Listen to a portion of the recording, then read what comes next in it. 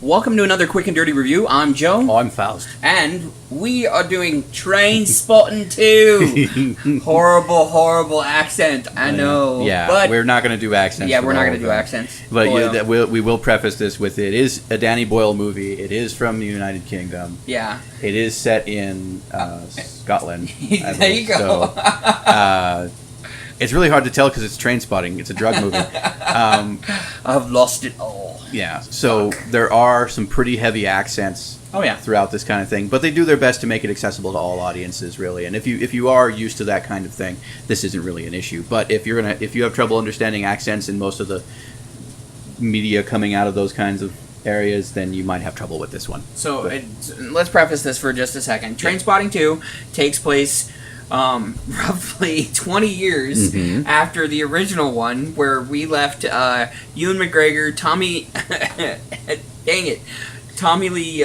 Johnny Lee Miller. Back. Yeah.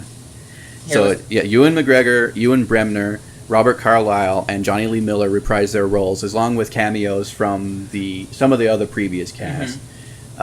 And come back 20 years after the events of the original Trainspotting. Right, and for those of you who don't know, if you haven't seen the original Trainspotting, you're not going to enjoy this movie. But yeah, this one definitely, a lot of people were worried that they were going to do what they did with like Boondock Saints 2 and some of the other cult classics that have happened, where it basically felt like they were just shining up the turd and sticking it back in a box.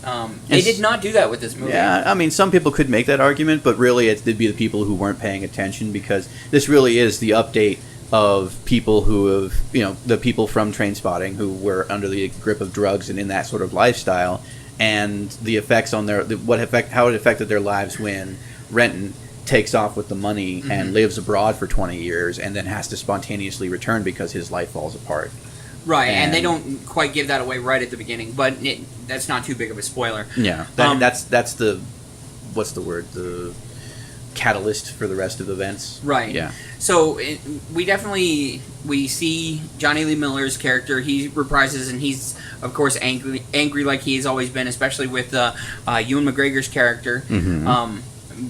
Definitely one thing I would say that I really enjoyed about the movie is that the reason I wouldn't classify it in the same kind of polish the turd and put it back in the box is because of the fact that this is a movie that basically reviews what has happened and what they went through and how their lives have changed. Not going, oh, look, we're druggies, we're doing drugs again. Look how we can fuck up our lives again. Where the original Trainspotting was sort of this diatribe about drug culture and how choosing that again as a side to the life that they were expected to choose as these young kids. And Renton's constant ranting about choose this, choose that, and everything. That doesn't really bubble up too much in this. It's more them discovering that whether they chose that life or not, if they managed to survive long enough, they were going to be in that life regardless. Right, and of course, if you're looking for Ewan McGregor to make his iconic tirade rants again, he does do it at least twice. He does do it, and so, but it's nowhere near laid on as thick. It's a more reserved and mature, targeted approach. And it definitely this movie pulls you into the characters, really shows you what's going on. Now there are a few points where you're kind of slapping your face a little bit and going, how is this happening? How is this possible? How is this even possible? Like how Big B, like what Big B does to leave his current role. What Begbie does to get out of his current situation, how he never manages to get drawn back into that situation. Exactly. Like it just goes poof. It's just the movie doesn't even address it. Nope. So it really is something that just kind of keeps bubbling in the back of your head and screaming every single time he's on the screen that this should not be happening. This is not how this would unfold. Right, and that's definitely a thing you will have to. You'll have to see for yourself. Yeah, you'd have to see for yourself. But if you can let that part go, the rest of the movie is really solid, in my opinion. Because I found it very entertaining from start to finish. Yeah, and it is certainly worth your time, especially now that you can get it off the internet for like $4. $4. Yeah. So, and not to mention that also, if you were ever wondering kind of what happened, everybody was like, that I've talked to, I've kind of had a mixed review between the two. I've had people tell me, well, no, it really did wrap up the story with the first one, except for he was leaving town. His friends were he betrayed everybody, and that was the end. And you were like, wait a second, that doesn't really answer anything. It just tells you he's being a dick and leaving. Mm-hmm. This one definitely pulls you back into the story and goes, no, this is what happened afterwards, this is what came of it, and this is what we had to go through. Yeah, so they do bring things to a good resolution. I think everybody kind of gets their comeuppance or understands their situation At a little different bit points, better. That said, I do think that the really the shining roles here were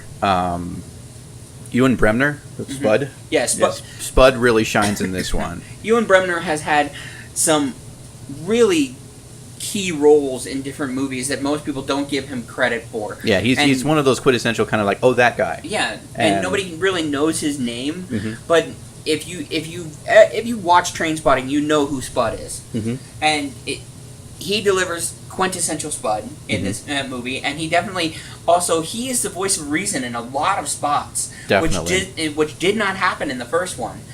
It was like he was sort of an innocent bystander, only not as innocent. yeah. And so He was in the the first caboose movie, of the problem. yeah, he was basically just always kind of stuck in the whirlwind Yeah. with everything. And this one, it actually shows him more developed as a character. Definitely. So if you were wanting to see Spud actually more fleshed out, definitely this is the movie you want to go see. Yeah, definitely. Mm-hmm. Other than that, I mean, overall, I think they did a really solid job with the interaction between Ewan McGregor and Johnny Lee.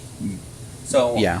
So Renton and Simon, of course, because of that betrayal and because they were such close friends, I mean, they do have to go through some growth together. Yeah, and, Renton sick. Yeah, Renton sick. Whatever. You have to understand one thing I will have to mention at this point in the review is that I am not really one who is inoculated or inundated with the Trainspotting culture. I've seen the movie once. Oh, the baby screwed me up here for a while. It was during a spate of watching movies that were going to fuck you up. So yeah, true. I saw that one bookended with stuff like Requiem for a Dream and I don't know, Dark Crystal and stuff like that. So I was already pretty well in the mindset of this is going to mess me up.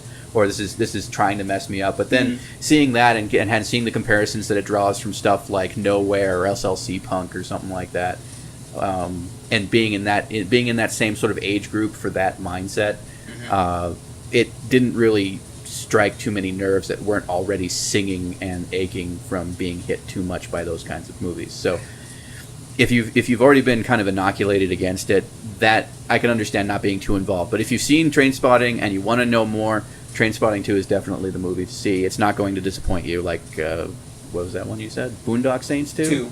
Well, Yeah. that was just shining a turd. Yeah.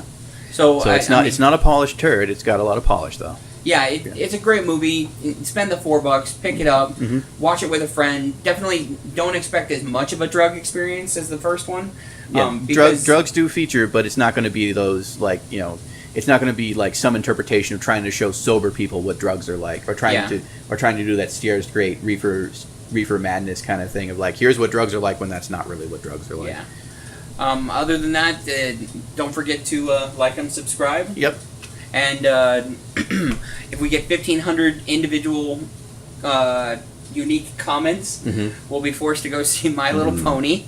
But you are limited on time, so you might already be out of time by the time you see this. You might be, yeah. Who knows? Other than that, if you have any movies that you want us to see, new or old, feel free to send them in. And remember to like, subscribe, and comment down below what you like, what you don't like, and what other movies you want us to review, new and old.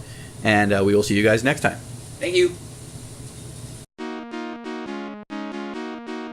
The situation, and Spud sicks up in the bag, and the way that and the bag just goes like opaque with sick, and I'm like, awesome, because I'm not sitting there thinking, oh no, like the shit scene from the first one. Yeah. Like I'm not thinking that, oh no, Spud's sick.